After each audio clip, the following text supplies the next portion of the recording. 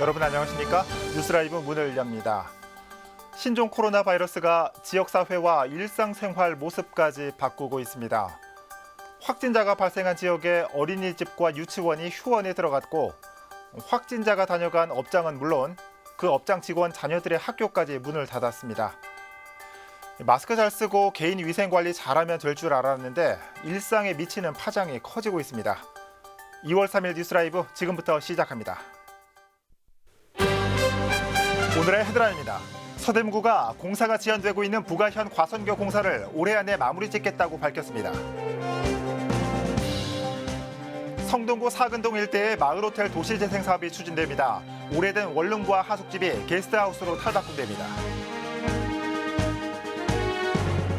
청담역 지하 보행 공간에 미세먼지 프리존이 조성됐습니다. 공기청정기 70여 대와 공조기, 공기정화 식물들이 들어섰습니다. 한 선거구에 가장 많은 예비후보가 등록한 용산구의 경쟁이 치열합니다. 민주당 전략공천 여부도 관건입니다. 총선 상황실에서 짚어봅니다.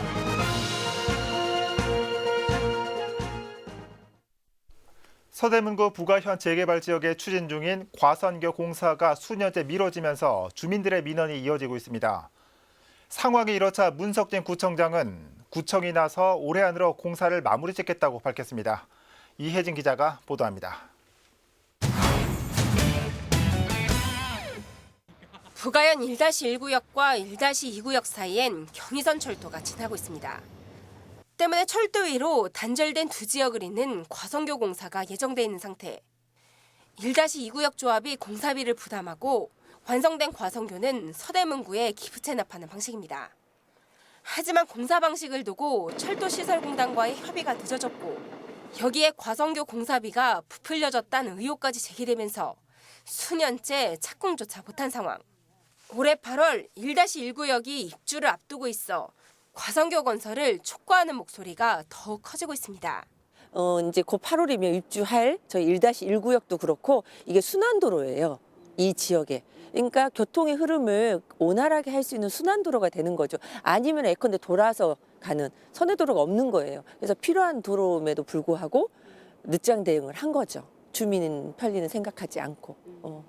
상황이 이렇자 서대문구가 과선교 공사에 공식적인 개입을 선언했습니다. 먼저 구비 7억 5천만 원을 확보해 새로운 업체에 다시 설계를 맡긴 상황. 공사비 과다 책정 의혹을 확인하기 위한 작업으로 보입니다. 또 과선교 사업 주체인 1-2구역 조합이 이미 입주 후 해산된 만큼 현재 공사를 진행 중인 1-1구역 조합에게 과선교 공사를 맡기겠다는 입장입니다. 또 1-2구역 조합이 예치해놓은 공사비 113억 원보다 비용이 초과할 경우엔 일단 구비로 부담하겠다고 밝혔습니다. 그러니까 이미 저희가 일치된 금액이 있고 그거 이상 오버되는 부분들을 구가 감당해서라도 일단 이거 하고 그리고 나서 비용 정산에 대한 문제는 그 이후에 논의하더라도 일단은 만드는 게 전 우선이라고 생각합니다. 문석진 구청장은 오는 4월 공사를 시작해 12월까지 끝내겠다는 입장. 또 기존 계획대로 과선교 공사와 함께 녹지교도 건립한다는 계획입니다. 딜라이브 서울 경기 케이블 TV 이혜진입니다. 원룸과 하숙집이 즐비한 사근동 일대를 하나의 마을 호텔로 조성하는 도시재생 사업이 시작됐습니다. 오래된 저층 주거지를 개선해 게스트하우스로 만들어 학생과 직장인 등의 쉴 곳을 마련하는 사업입니다. 기숙사 건립 등으로 시름에 빠져있던 주민들에게는 새로운 대안이 될 것으로 기대되고 있습니다. 조성협 기자입니다. 성동구 사근동 212-1번지 일대입니다. 이곳에 거주하는 주민들은 한양대 학생들을 상대로 오랜 시간 원룸과 하숙집을 운영 중입니다. 하지만 바로 인근에 지난 2018년 한양대 기숙사 건립이 확정되면서 생계에 대한 걱정이 커졌고 별다른 자구책도 없는 상황이었습니다. 가격 경쟁에서 이게 저희가 이길 수 없는 금액이고 생존권 면에서 저희는 그냥 최악의 상태가 되는 거죠. 그러다 최근 사근동이 도시재생 지역으로 선정되면서 주민들은 새로운 대안을 고심했습니다. 그러다 떠오른 것이 바로 마을 호텔입니다. 기존 원룸 등을 게스트하우스로 꾸미고 집집마다 호수를 매겨 마을 전체를 하나의 호텔로 조성하는 것. 접객 대상은 기존의 학생에서 범위를 넓혀 출장 온 직장인과 한양대병원 입원 가족 등입니다. 외국에서 오거나 지방에서 오는 뭐 가족 단위의 그 환자 가족분들이 있어요. 그분들이 뭐 단기적으로 머물 수 있는 공간, 커뮤니티 공간으로서 일시적으로 사용할 수 있는 공간으로 활용하면은 뭐 수익을 내는 것 어렵지 않게끔. 마을 호텔 조성을 위해 주변 편의시설과 주차시설, 도로도 확충합니다. 또 주민협의체를 구성하고 사업의 구심점이 될 앵커 시설을 조성합니다.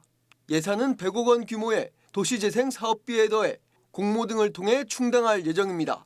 학생들도 우리 숙박시설로 와서 엄마 집 같이 이렇게 와서 밥을 먹고 가고 또 그들의 문화를 우리한테 알려주고 우리는 또 이렇게 서로 조언해 줄 수 있는 그런 식의 그런 마을이 되는 걸.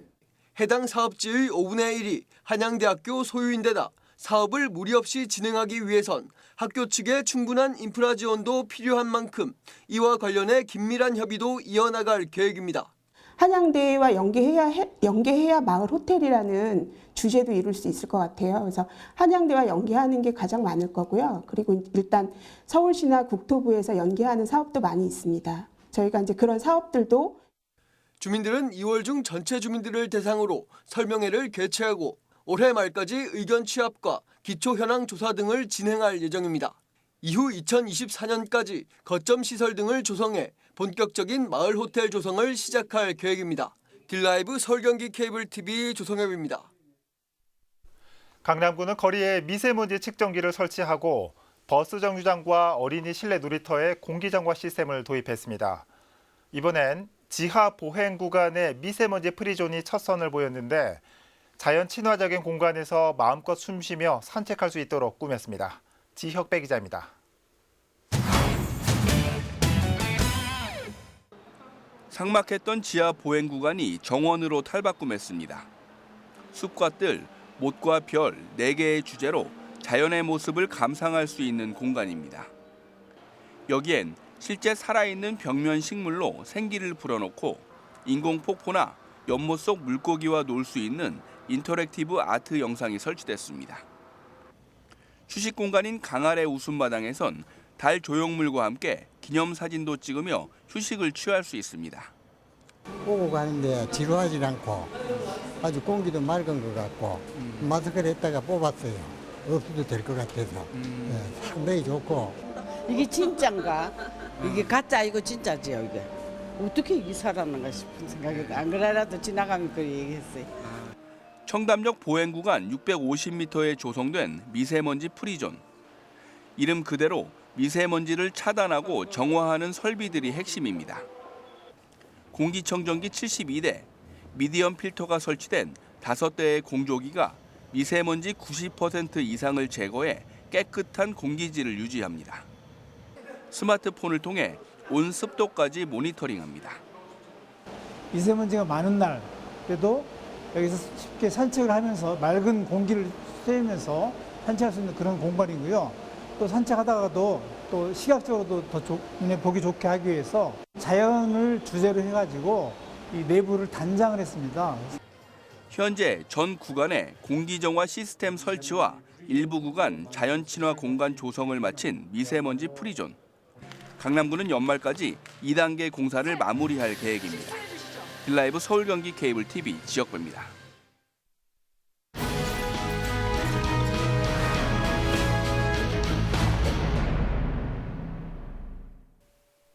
지역별 예비 후보와 선거 판세를 알려드리는 21대 총선 상황실입니다. 오늘은 용산구로 가보겠습니다. 취재 기자와 얘기 나눠봅니다. 자, 이재영 기자. 네. 용산구는 현 행안부 장관인 진영 의원의 지역구죠? 네, 그렇습니다. 진영 장관은 용산구에서만 내리 사선에 성공한 의원입니다.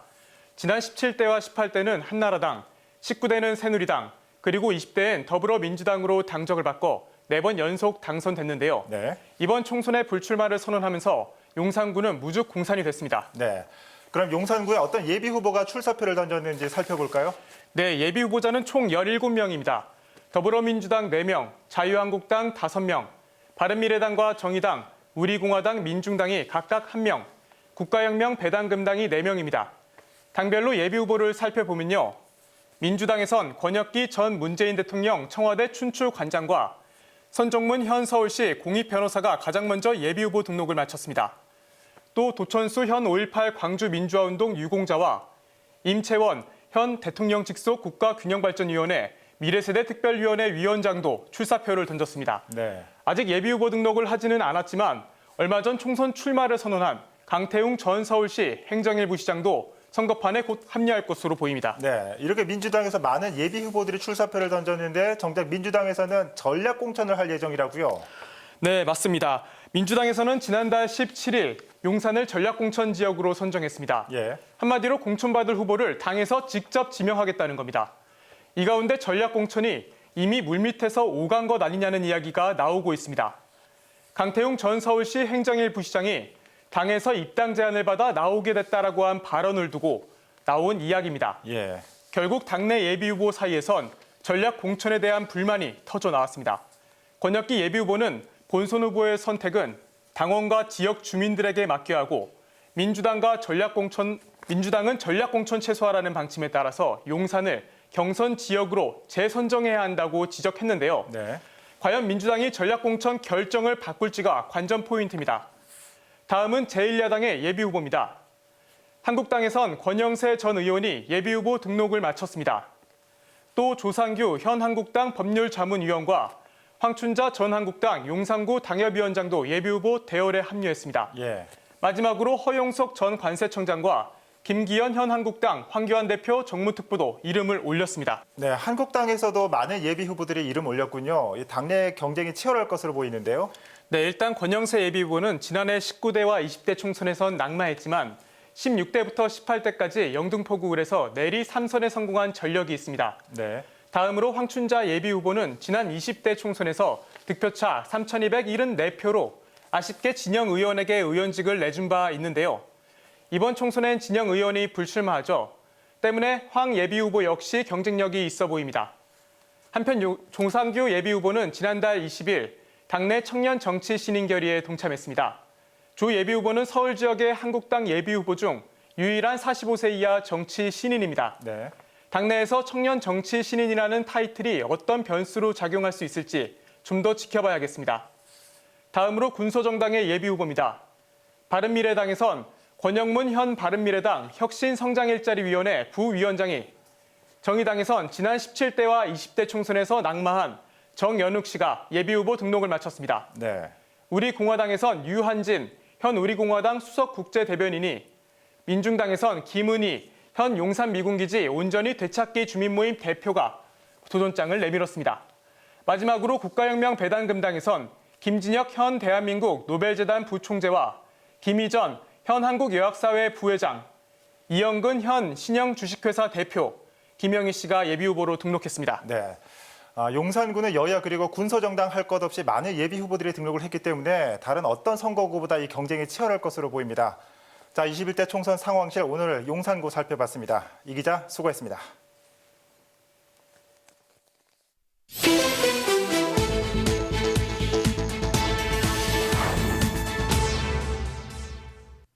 지난 1일 오후 3시 40분쯤 노원구 중계역 사거리를 주행 중이던 오토바이 한 대가 좌회전하는 버스와 충돌하는 사고가 발생했습니다. 이 사고로 오토바이 운전자 김모 씨가 부상을 입어 인근 병원으로 이송됐습니다. 어제 오후 5시 20분쯤 양화대교 아치에 올라간 남성 한 명이 구조됐습니다. 이 남성은 스카치 테이프와 작업용 고무장갑을 이용해 양화대교 아치에 오른 것으로 확인됐습니다. 경찰은 정확한 사고 경위를 조사 중입니다. 어제 오후 4시 40분쯤 강북구 수유동의 한 교회에서 불이 났습니다. 인명피해는 없었지만 이 불로 벽 일부가 그을리고 냉장고와 집기 비품 등이 소실돼 소방서 추산 222만 원의 재산 피해가 발생했습니다. 소방당국은 사무실에서 사용 중이던 전기 스토브 복사열에 의해 불이 난 것으로 보고 있습니다. 뉴스라이브 사건 사고였습니다.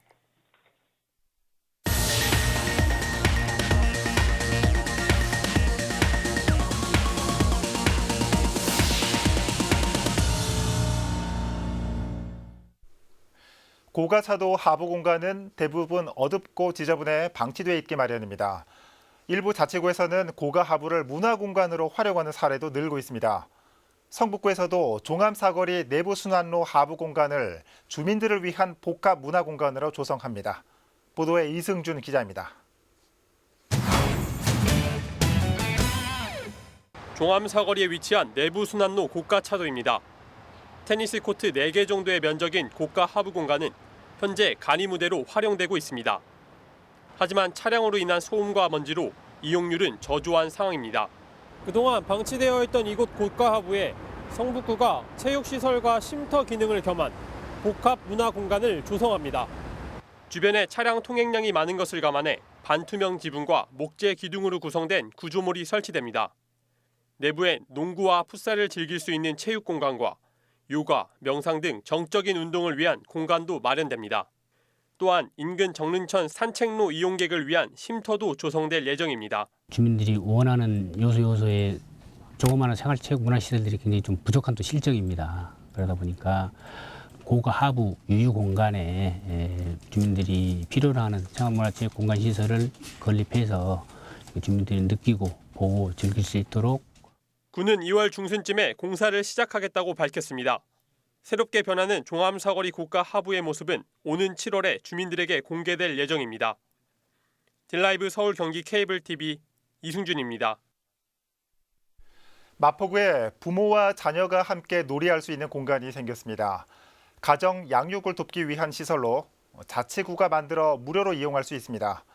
마포구에 열린 육아방을 천서연 기자가 소개해드립니다. 동사무소 한편에 마련된 작은 공간, 비행기 조명 아래 알록달록 놀이방이 생겼습니다. 호기심을 자극하는 장난감과 인기 동화책, 대근육 운동을 할 수 있는 매트까지 맨발의 아이들은 이곳에서 다양한 놀이를 하며 즐거운 시간을 보냅니다. 실질적으로 미세먼지 많은 날 아이들 데리고 어디 나가기가 되게 애매하잖아요. 근데 이제 이런 실내 놀이를 할 수 있는 공간이 있어가지고 전 되게 잘 유용하게 이용을 하고요. 마포구에 열린 육아방이 생겼습니다. 열린 육아방은 아이와 보호자가 함께 이용하는 실내 놀이 공간입니다. 역할놀이와 조작놀이 등 아이들은 이곳에서 영역별 놀이를 즐길 수 있습니다. 부모들은 자유롭게 육아 정보를 나누고 자조 모임을 통해 품앗이 육아도 할 수 있습니다. 이제 영유아 아이들 대상으로 아이들이 놀이 체험도 할 수 있는 곳이고 또 이제 부모님들 같은 경우에는 가정 양육자분들이 오셔서 자조 모임도 하고 육아 정보를 함께 나눌 수 있는 그런 공간입니다. 아담한 내부는 친환경 소재로 꾸며졌습니다. 아이들의 안전과 주변 정리, 자조 모임 등을 지원하기 위해 직원 1명이 상주합니다. 마포구에 살지 않더라도 만 5세 이하라면 부모와 함께 입장할 수 있습니다. 하루 3번, 회차별로 정해진 시간 내에서 마음껏 이용할 수 있고 드는 비용은 없습니다. 마포구 내 어린이집의 경우 미리 예약만 한다면 단체 입장도 가능합니다. 가정 양육과 지역사회의 돌봄 기능을 활성화하기 위해 만들어진 열린 육아방. 마포 열린 육아방은 육아정보 교류와 체험 활성화를 위해 다양한 강좌나 프로그램도 개설해 나갈 계획입니다. 딜라이브 서울 경기 케이블 TV 천선입니다. 신종 코로나 바이러스 감염 환자의 개인정보가 담긴 공문서가 온라인상으로 유포된 사건에 대해 경찰이 수사에 들어갔습니다. 해당 문건은 성북보건소에서 유출된 것으로 5번째 확진자와 접촉자 2사람의 개인정보와 이동 경로 등이 담겨 있습니다. 논란이 커지자 보건복지부는 경찰에 수사를 의뢰했고 현재 해당 사건은 서울지방경찰청 사이버수사대가 담당하고 있습니다. 성북구는 신종 코로나 바이러스 확산을 막기 위해 20개동 전역에 비상방역을 실시했습니다. 구는 지난달 31일 지역 내 확진자가 발생함에 따라 확진자가 다녀간 이동 경로와 다중 이용 시설을 중점으로 성북구 전 지역에 집중 방역을 실시했다고 밝혔습니다. 노원구도 신종 코로나 바이러스 확산을 막기 위해 재난안전대책본부를 운영합니다. 대책본부는 비상방역대책반 등 8개 반으로 구성되며 24시간 비상연락 체계를 유지합니다. 노원구는 보건소 입구에 열감지 카메라를 설치했고 발열 증상이 있는 구민은 바로 선별진료소로 안내한다고 밝혔습니다. 동주민센터 프로그램과 도서관, 체육센터 등 노원구 소재 다중 공공시설도 별도 안내시까지 임시 휴관에 들어갔습니다.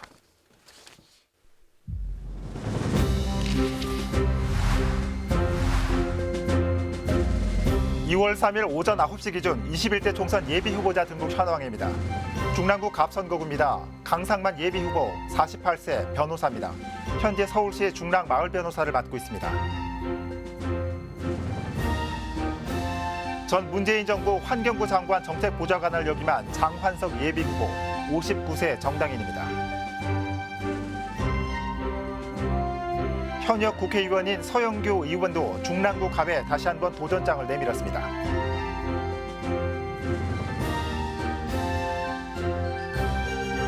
전 자유한국당 중랑갑 당협위원장을 맡았던 박시연 예비후보도 출사표를 던졌습니다. 지난 20대 국회의원 선거에서 중랑구 갑 국민의당 후보로 출마했던 민병록 예비후보도 다시 한번 도전장을 내밀었습니다. 현재 정의당 중랑구위원회 지역위원장을 맡고 있는 김지수 예비후보입니다. 성치화 예비후보 28세 정당인입니다. 현재 청년민중당 집행위원장입니다. 전업주부 75세 김용순 예비후보도 등록을 마쳤습니다.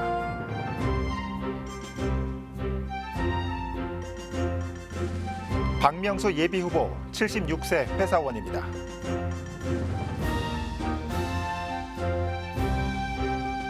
개인 사업을 하고 있는 63세 이성복 예비후보, 전 육군 중령 예편 경력을 가지고 있습니다.